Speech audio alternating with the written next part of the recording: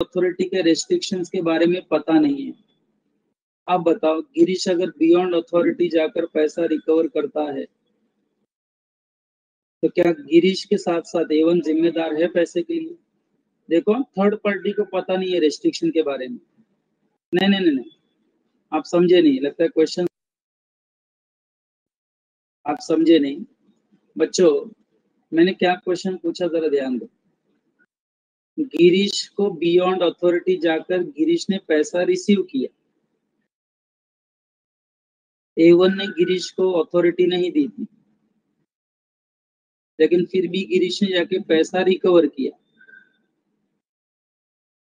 Customer ने पैसा दे दिया। बच्चों, उस वक्त कस्टमर को ये नहीं पता था कि गिरीश के पास अथॉरिटी नहीं है। अगर गिरीश को अथॉरिटी नहीं है तो एवन ने कस्टमर को बताना चाहिए कि नहीं, गिरीश को अथॉरिटी नहीं है, वो पैसा मांगने आएगा तो मत देना। अब थर्ड पार्टी ने नॉर्मल कोर्स में पैसा गिरीश को दे दिया, जबकि गिरीश को अथॉरिटी थी नहीं पैसा रिकवर करने की। थर्ड पार्टी को पता नहीं था। बच्चों, कल का लेक्चर याद करो। तो क्या ये पैसे के लिए एवन जिम्मेदार है? क्या इन पैसों के लिए एवन जिम्मेदार है? हाँ बच्चों, एवन भी जिम्मेदार होगा। लेकिन बच्चों, अगर गिरीश का रेस्ट्रिक्शंस है, पैसा मांग नहीं सकता गिरीश, ये रेस्ट्रिक्शन गिरीश पर अगर थर्ड पार्टी को पता है तो गिरीश के रेस्ट्रिक्शंस के बारे में थर्ड पार्टी को पता है, थर्ड पार्टी फिर भी गिरीश को पैसा देता है या डीलिंग करता है, तो क्या उस डीलिंग के लिए एवन जिम्मेदार होगा? कल का लेक्चर अपना। नो। बच्चों, ध्यान में आया अभी मैं क्या पूछ रहा हूँ? सभी लोग जरा आराम से बोलो, मैं भी आराम से ही पढ़ा रहा हूँ। बच्चों, समझ में आ रहा है ना मैं क्या पॉइंट एक्सप्लेन कर रहा हूँ? यस।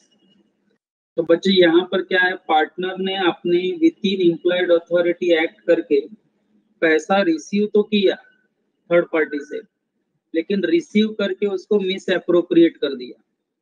तो बच्चों, इस मिस एप्रोप्रिएशन के लिए वो पार्टनर तो जिम्मेदार है ही, साथ में बच्चों पूरा फर्म भी जिम्मेदार है।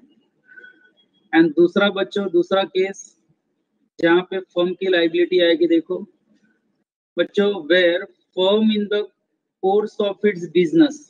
बच्चों, फर्म लिखा है, पार्टनर नहीं, फर्म, बरोबर है, यानी पार्टनरशिप फर्म।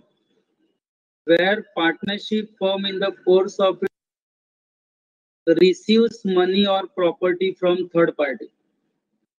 अब बच्चों, कोई पार्टनर रिसीव नहीं कर रहा है, पर्टिकुलर पार्टनर पैसा रिसीव नहीं कर रहा है, थर्ड पार्टी ने चेक लाकर बच्चों फर्म को ही दे दिए या पैसे लाकर फर्म को दे दिए।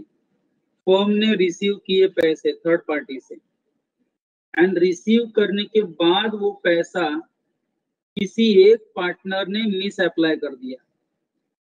फर्म ने पैसा रिसीव किया थर्ड पार्टी से, एंड बाद में वो पैसा किसी एक पार्टनर ने मिस अप्रोप्रिएट कर दिया। तो आप बताओ, इस लॉस के लिए क्या फर्म लायबल है?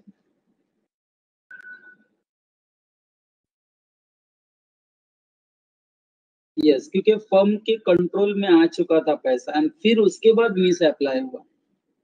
पहले केस में क्या था, फर्म के पास पैसा आया ही नहीं था, पार्टनर ने ही रिसीव किया एंड पार्टनर ने ही मिस अप्रोप्रिएट कर दिया। लेकिन क्योंकि पार्टनर को अपरेंट अथॉरिटी के अंदर काम की थी, इसलिए फर्म भी जिम्मेदार हो गया। दूसरे केस में बच्चों क्या था, के कंट्रोल में आया, पैसा फर्म के पास आया एंड उसके बाद मिस अप्रोप्रिएट हो गया। तो बच्चे, इस मिस अप्रोप्रिएशन के लिए फर्म जिम्मेदार है। यानी बच्चों, चाहे केस ए हो चाहे केस बी हो, दोनों ही केस में से कोई भी एक केस होता है तो बच्चों थर्ड पार्टी के लिए फर्म भी लायबल होगा।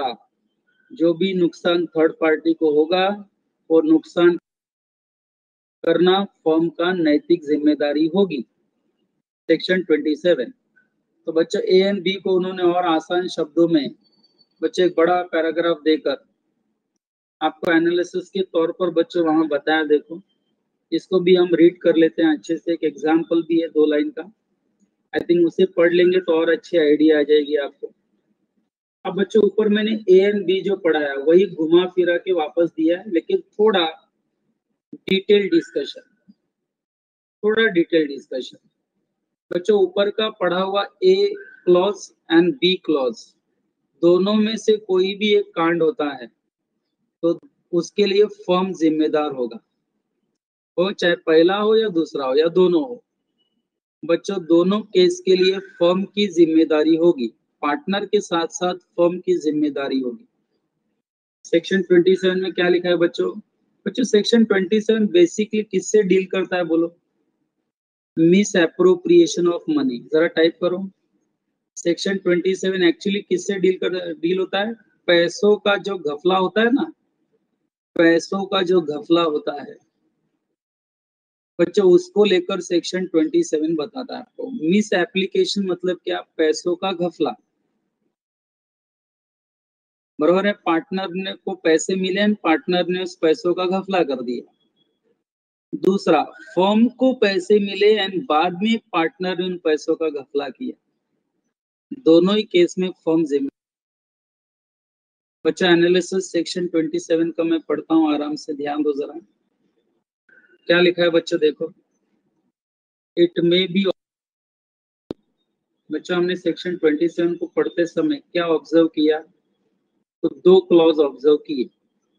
It may be observing of the 2 clauses of section 27 is designed to bring out clearly an important point of distinction between 2 categories of cases of misapplication of money by partner.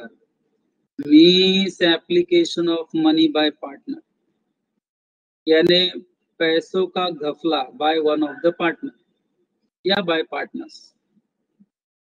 बराबर बच्चों, जब मैंने clause A and clause B पढ़ाया था आपको, तो clause A में भी पैसों का घपला पार्टनर कर रहा था एंड क्लॉज बी में भी पैसों का घपला पार्टनर ही कर रहा था, लेकिन दोनों घपलों के लिए फर्म जिम्मेदार होगा।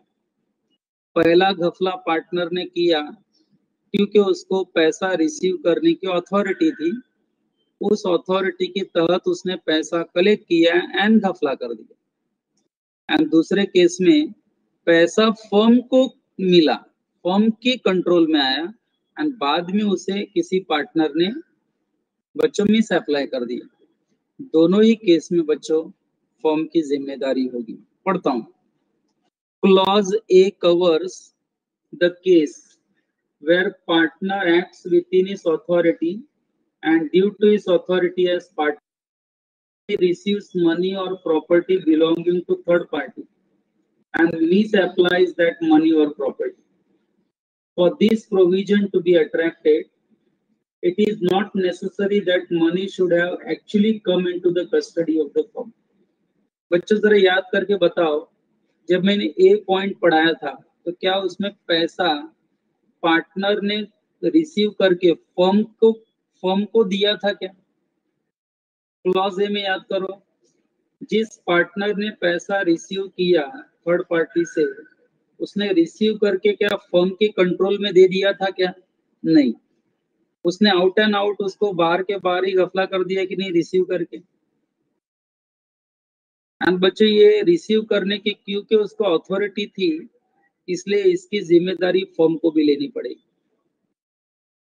लेकिन बच्चों जब मैंने क्लॉज बी पढ़ाया याद करो, उसमें पैसा किसी पार्टनर को डायरेक्टली मिला कि पहला पैसा फर्म को मिला? पहला पैसा किसके कंट्रोल में आया? सेकेंड क्लॉज में पैसा पहले किसके कंट्रोल में आया? तो बच्चों फर्म के कंट्रोल में आया। वेरी गुड, फर्म के कंट्रोल में आया एंड बाद में किसी पार्टनर ने उसे मिस अप्लाई किया। तो बच्चों यहाँ पर भी क्योंकि पैसा फर्म को मिल चुका था एंड बाद में चोरी हो गया, तो उसके लिए थर्ड पार्टी का क्या लेना देना? थर्ड पार्टी तो फर्म को ही जिम्मेदार ठहराएगा ना। तो बच्चों क्लॉज बी में क्या लिखा है देखो, on the other hand the provision of clause B would be attracted when such money or property has come into the custody of the firm and it is misapplied by any of the partner, the firm would be liable in both the cases. बच्चे ये line पे ध्यान दो. The firm would be liable in both the cases. दोनों ही case में firm की liability arise होगी. यानी मिस एप्लीकेशन कोई एक पार्टनर करेगा लेकिन जिम्मेदारी सभी पार्टनर्स की मानी जाएगी. लॉस सभी पार्टनर्स को बेयर करना पड़ेगा.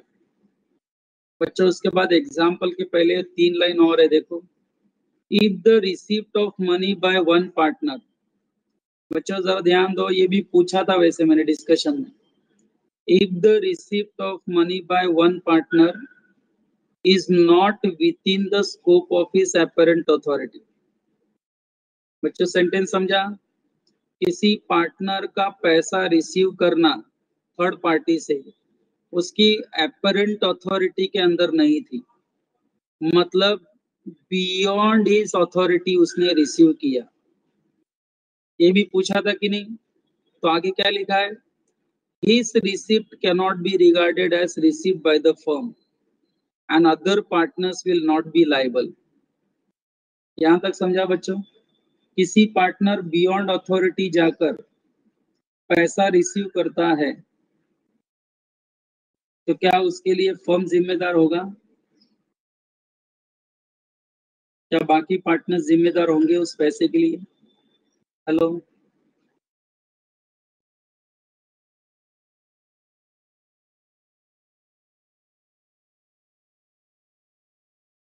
नहीं.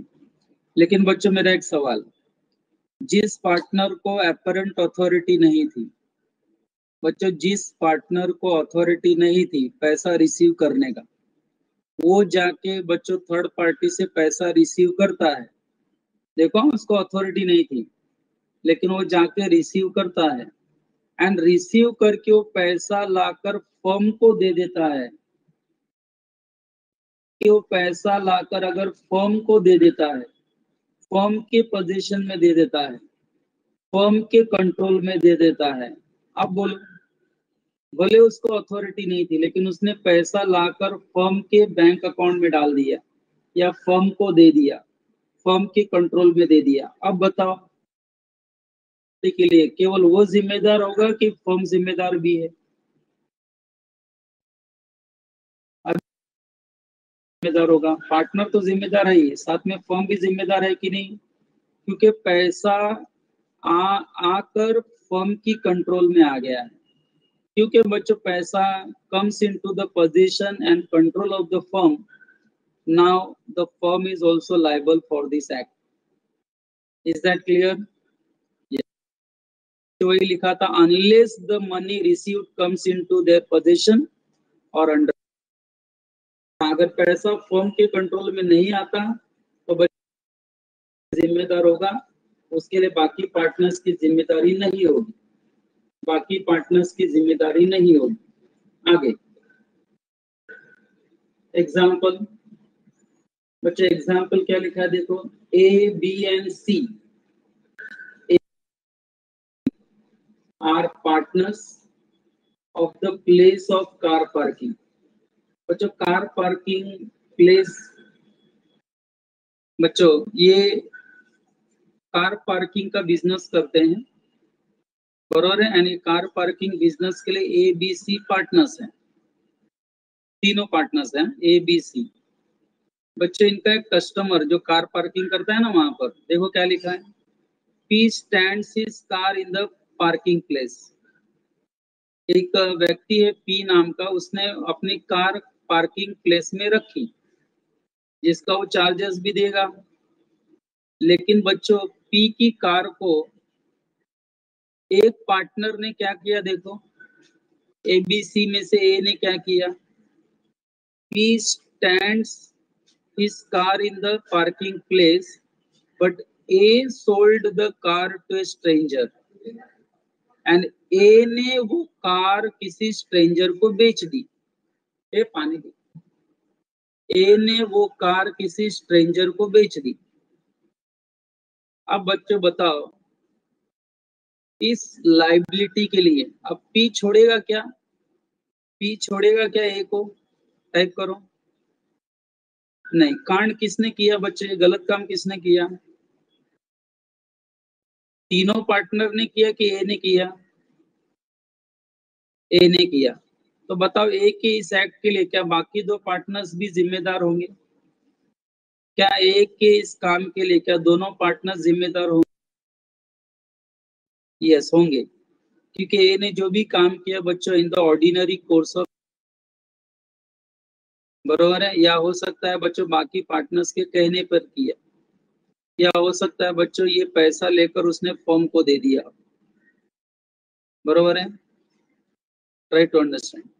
तो ऐसे केस में बच्चों ए की तो लाइबिलिटी बनती है इन रिलेशन टू पी, लेकिन बच्चों इसके साथ साथ remaining two partners are also liable, यहाँ बी एंड सी भी उनकी भी लाइबिलिटी अराइज हो जाएगी पी के अगेंस्ट में। तो बच्चों लास्ट लाइन में क्या लिखा है देखो, for this liability the firm is liable for the acts of the A, for this liability the firm is liable, firm मतलब सारे पार्टनर्स, ए तो है ही, उसके साथ बाकी के भी पार्टनर्स लायबल हो जाएंगे। बच्चों जरा सीरियसली बोलो, 1 घंटे लेक्चर में मैंने केवल 3 सेक्शंस आपको पढ़ाए बच्चों, बहुत ही आराम से समझा कर। Have you understood the concept of section 25, 26, 27? Everyone please respond. Okay बच्चों, पढ़ाई के लिए मेहनत तो सब करते हैं, लेकिन स्मार्ट स्टडी कौन करता है? प्री एग्जाम ऐप के साथ बनाइए अपनी तैयारी super smart. Pre exam app देता है वाइड रेंज के एग्जाम्स की तैयारी, जैसे JEE, NEET, CAT, CA foundation, CS CSEET, banking, railway, SSC, MBA entrance, SYJC, com, TYB com और भी बहुत कुछ। Chapter wise tests and mock tests, detailed performance analysis, और अब तैयारी होगी एकदम परफेक्ट। कहीं भी कभी भी पढ़ाई करें, और एक विशाल क्वेश्चन बैंक आपकी तैयारी को बनाए आसान। इंस्टेंट इवैल्यूएशन से तुरंत जानिए अपनी परफॉर्मेंस और पाएं पर्सनलाइज्ड फीडबैक। तो अब देरी किस बात की, प्री एग्जाम ऐप डाउनलोड करें और अपने नाम से रजिस्टर्ड करें, और एक विशाल क्वेश्चन बैंक बिल्कुल फ्री, और अपनी सफलता की कहानी लिखें। लिंक डिस्क्रिप्शन में है। प्री एग्जाम ऐप स्मार्ट तैयारी का साथी। बच्चों भी मैं सेक्शन 29 शुरू करूं आपके सामने, सेक्शन 29। उसके पहले बच्चों मुझे कुछ कॉन्सेप्ट क्लियर करना पड़ेगा, कुछ शब्दों को क्लियर करना पड़ेगा। पहले आपको मैं मेरी भाषा में समझाने की कोशिश करूंगा, फिर इस टफ डिस्कशन पर हम आ जाएंगे बच्चों। मैं इसको टफ डिस्कशन में काउंट करता हूँ, यस, मेरे हिसाब से ये टफ डिस्कशन में आता है बच्चों। मान लो बच्चों कि मेरे पास कोई एसेट है, हाँ बच्चों एग्जांपल देखो, मेरे पास कोई एसेट प्रॉपर्टी है, एंड मान लो बच्चों गिरीश यानी कि मैं, गिरीश सर है ना, मैं गिरीश, मैं वो एसेट एंड प्रॉपर्टी पैसे लेकर, चलो एग्जांपल लेता हूँ, पैसे लेकर मैंने देवांशु को वो एसेट प्रॉपर्टी ट्रांसफर कर दी। ट्रांसफर कर दी मतलब सेल कर दिया, ऐसा भी बोल सकते हैं। ट्रांसफर का मतलब क्या बच्चों, टाइप करो, ट्रांसफर करना मतलब एक तरह से ownership transfer, don't you think so? तो बच्चों बताओ यहाँ पर किसने एसेट किसको बेचा, गिरीश ने एसेट देवांशु को सेल किया, ट्रांसफर। तो बच्चों इसमें मुझे ये बताओ, यस G to D बरोबर है। अब बच्चों मुझे ये बताओ किसने प्रॉपर्टी ट्रांसफर की, किसने प्रॉपर्टी ट्रांसफर की कंसिडरेशन लेकर, एकदम रिलैक्स होकर आंसर दो बच्चों। जी ने। तो बच्चों जी को अब हम इस केस में क्या बोलेंगे मालूम है आपको, ट्रांसफरर। टाइप करो जरा स्पेलिंग, गिरीश यहाँ ट्रांसफरर है, ट्रांसफरर। सभी लोग टाइप करो, गिरीश जिसने अपना एसेट प्रॉपर्टी देवांशु को ट्रांसफर किया, गिरीश यहाँ ट्रांसफरर है, तो फिर बच्चों देवांशु कौन है? बायर मत बोलो, ये ट्रांसफरर के लैंग्वेज में हम बोलेंगे। तो देवांशु कौन हो गया? तो देवांशु ट्रांसफरी, अभी आपके सामने है, देखो वर्ड ट्रांसफरी, देवांशु ट्रांसफरी हो गया। बच्चों लैंग्वेज ट्रांसफरी, पहले ये बोलो, सभी लोग जरा रिस्पॉन्स दो। ट्रांसफरर वर्ड एंड ट्रांसफरी दोनों वर्ड क्लियर है अभी आपको? सिंपल भाषा में ट्रांसफरर मतलब से एंड बच्चों ट्रांसफरी मतलब बायर।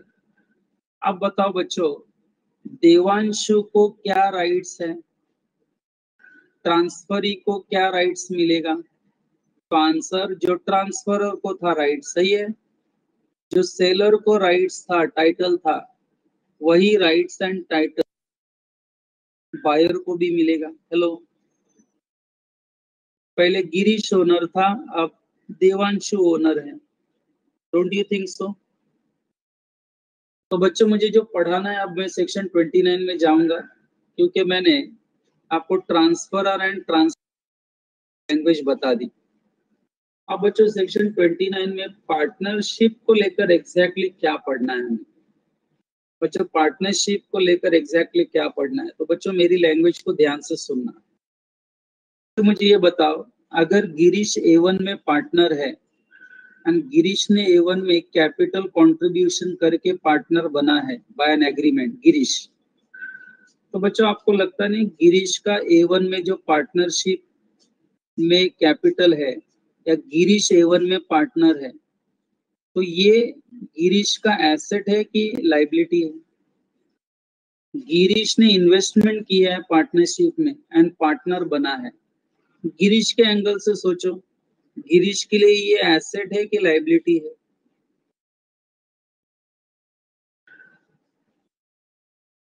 गिरीश के लिए एसेट है कि लायबिलिटी है? बच्चों पार्टनर्स की कैपिटल फर्म के लिए लायबिलिटी है कि नहीं? नहीं, मुझे अकाउंट्स बताओ। चलो, पार्टनर्स की कैपिटल पार्टनरशिप फर्म के लिए लायबिलिटी साइड में लिखते हैं कि नहीं? Girish capital, Rahul sir capital, ऐसा। तो बच्चों पार्टनरशिप फर्म के लिए गिरीश की कैपिटल अगर लायबिलिटी है, तो गिरीश के लिए गिरीश की कैपिटल क्या है? टाइप गिरीश का किसी पार्टनरशिप फर्म में पार्टनर बनना, ये गिरीश के लिए क्या है? एसेट है, प्रॉपर्टी है। Don't you think so? मेरा जो पार्टनरशिप में राइट्स है, don't you think so it is my asset and property? A1 में एज अ पार्टनर मेरा जो राइट्स है, कैपिटल है, don't you think it is my asset and property? तो प्रश्न ये है कि जो मेरा एसेट एंड प्रॉपर्टी है, क्या मैं किसी और को ट्रांसफर कर सकता हूँ? बच्चों आप मेरे एक एक क्वेश्चन का आंसर देते चलो।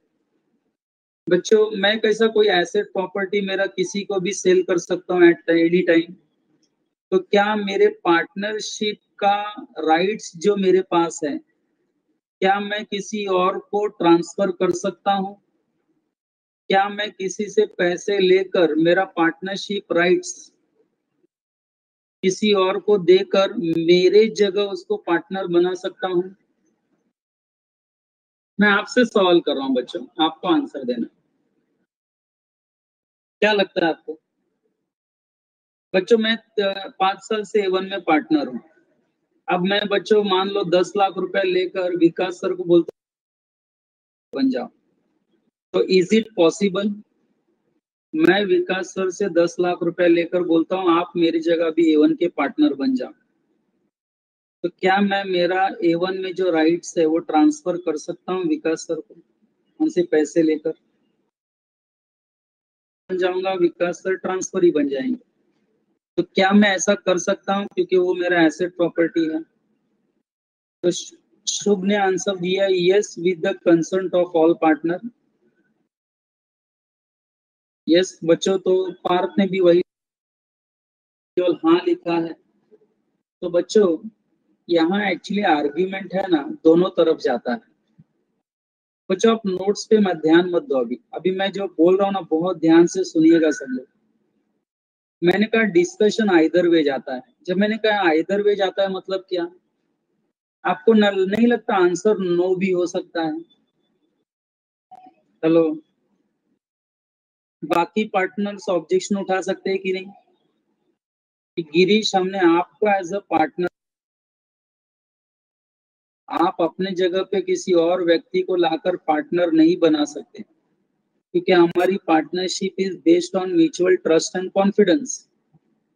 हमें आपके ऊपर म्यूचुअल ट्रस्ट एंड कॉन्फिडेंस है। अब आप जिस व्यक्ति को ला रहे हैं जरूरी नहीं ना हमारा म्यूचुअल ट्रस्ट एंड कॉन्फिडेंस उनके ऊपर। तो बच्चों अगर पार्टनर ऑब्जेक्शन लेते हैं तो क्या मैं अपना राइट्स ट्रांसफर कर सकता हूँ? मान लो अगर सारे पार्टनर्स ऑब्जेक्शन ले लें या कोई एक पार्टनर ऑब्जेक्शन ले ले तो क्या मैं मेरा राइट्स ट्रांसफर कर सकता हूँ? नहीं। देखो अब आंसर नो आ रहा है। लेकिन बच्चे एक आर्ग्यूमेंट ये भी है ना कि कोई भी मेरा एसेट प्रॉपर्टी हो उसे ट्रांसफर कर, अगर मेरा कोई राइट्स है मेरे पास तो उसे किसी और को देने के लिए कोई मुझे रोक भी नहीं सकता। ये भी सही है कि नहीं?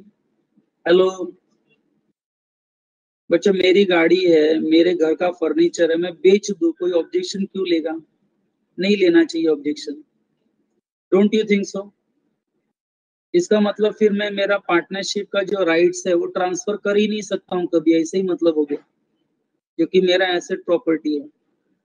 इसलिए बच्चों जब आर्ग्यूमेंट दोनों तरफ से होने लगता है, यस भी आंसर आता है, जब नो भी आंसर आता है, तो फिर एग्जैक्टली होगा क्या? फिर एग्जैक्टली करेंगे क्या? तो बच्चों सेक्शन 29 में वो लिखा है। तो सेक्शन 29 में क्या लिखा है बच्चों, जरा ध्यान दो कि अगर सारे पार्टनर्स का कंसंट है, अगर सभी पार्टनर्स का कंसंट है,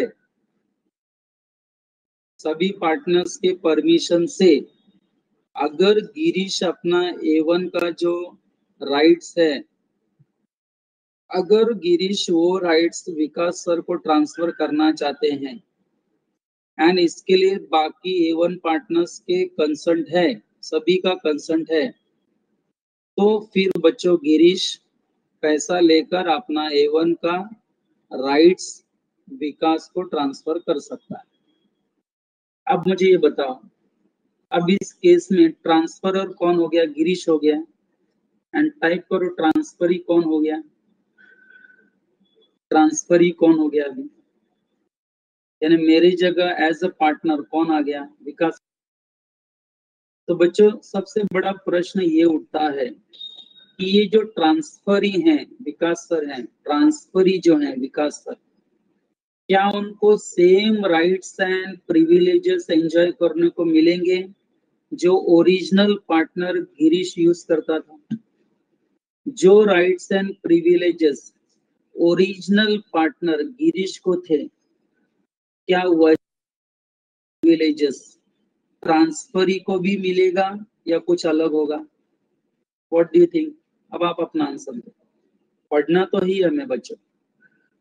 गिरीश जब ओरिजिनल जो पार्टनर था ना गिरीश, वो जो राइट्स एंड प्रिविलेजेस एंजॉय करता था, क्या सेम राइट्स एंड प्रिविलेजेस इस ट्रांसफरी को भी मिलेगा क्या? सेम रहेंगे कि चेंज होगा? अलग होगा। एंड अलग क्या होगा बच्चों? देवांशी और एब्सोल्युटली राइट, अलग होगा। सेम टू सेम नहीं होगा, अलग होगा। एंड वो अलग क्या होगा बच्चों? ओरिजिनल पार्टनर से अलग क्या होगा? गिरीश को जो राइट्स एंड प्रिविलेजेस थे, same rights and privileges Vikas sir को नहीं मिलेगा। क्या अलग होगा बच्चों? यही आपको सेक्शन 29 में पढ़ना है। तो बच्चों मुझे ये बताओ, क्या मैंने सेक्शन 29 पढ़ाया क्या आपको? नहीं पढ़ेंगे अभी, लेकिन क्यों पढ़ना है उसका रीजन समझा सबको? जरा रिस्पॉन्स दो अच्छे से। सेक्शन 29 पढ़ने का रीजन क्लियर हुआ बच्चों आपको? हेलो, सेक्शन 29 पढ़ने का रीजन क्लियर हुआ आपको? बैकग्राउंड समझ में आ गया? सेक्शन 29 हमें क्यों पढ़ना है? रिस्पॉन्स दो बच्चों। Everyone understood? ओके, तो बच्चों अभी हम क्या करेंगे, अभी 15 मिनट का ब्रेक है। आप 15 मिनट का ब्रेक ले लो, चाय वगैरह पी लो अच्छे से, एंड 10 मिनट बाद यानी 9:25 को आप वापस लेक्चर ज्वाइन करो। तो बच्चों नेक्स्ट 15 मिनट बाद यानी 9:30 को मैं यही सेक्शन 29 आपके नोट्स में से पढ़ के आपको समझाऊंगा। ठीक है बच्चों, बैकग्राउंड तो मैंने क्लियर कर ही दिया है, अभी आपके माइंड में जल्दी जल्दी जाएगा क्या फर्क है। गिरीश ओरिजिनल पार्टनर थे, उनको जो राइट्स एंड प्रिविलेजेस था, क्या ये सेम दूसरे व्यक्ति को मिलेगा ट्रांसफरी को? हाँ ना क्या बच्चों हम डिस्कस करेंगे। तो बच्चों 10 मिनट का जरा ब्रेक ले लो।